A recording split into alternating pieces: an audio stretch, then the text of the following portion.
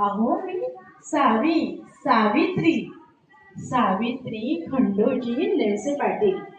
तुम्ही मला ओळखलेत का? मी साताऱ्याची, साताऱ्यातलं नायगाव माझं जन्मगाव.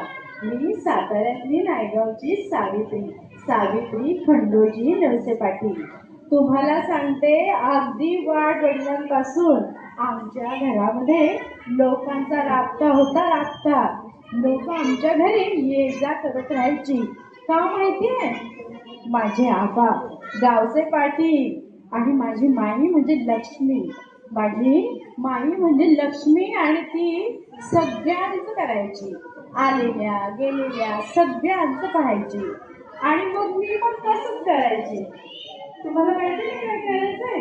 दारात जर कुणी आलं की मी दूर धावत जायचंय आणि माझघरातून पळत जाऊन कोठीमध्ये जायचे आणि ओंजळ धान्य घेऊन यायचे. आणि आलेलं कोणीही असू दे त्याच्या धोणीमध्ये अलगद टाकायचे.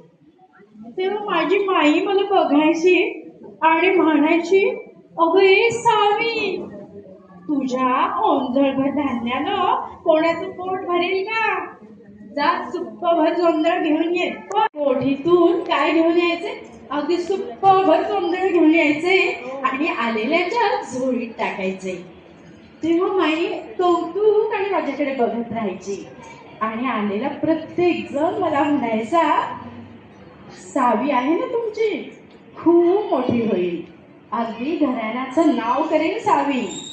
आणि पुढं मग माझा विवाह झाला आणि मी पुण्यामध्ये आले आणि त्याच काळामध्ये स्त्री शिक्षणासाठी एक लढा सुरू झाला.